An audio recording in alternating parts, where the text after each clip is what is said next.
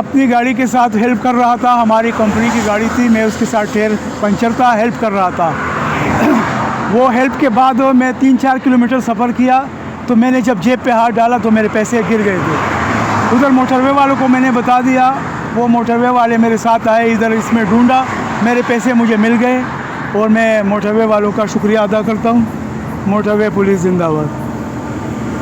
मैं अपनी गाड़ी के साथ हेल्प कर रहा था। हमारी कंपनी की गाड़ी थी, मैं उसके साथ टायर पंचर था, हेल्प कर रहा था।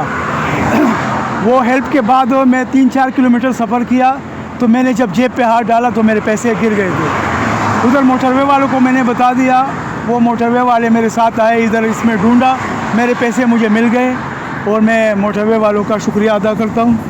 मोटरवे पुलिस जिंदाबाद। मैं अपनी गाड़ी के साथ हेल्प कर रहा था। हमारी कंपनी की गाड़ी थी, मैं उसके साथ टायर पंचर था, हेल्प कर रहा था।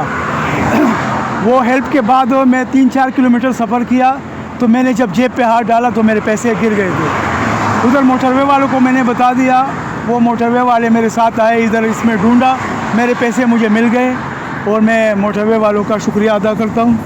मोटरवे पुलिस जिंदाबाद। मैं अपनी गाड़ी के साथ हेल्प कर रहा था। हमारी कंपनी की गाड़ी थी, मैं उसके साथ टायर पंचर था, हेल्प कर रहा था।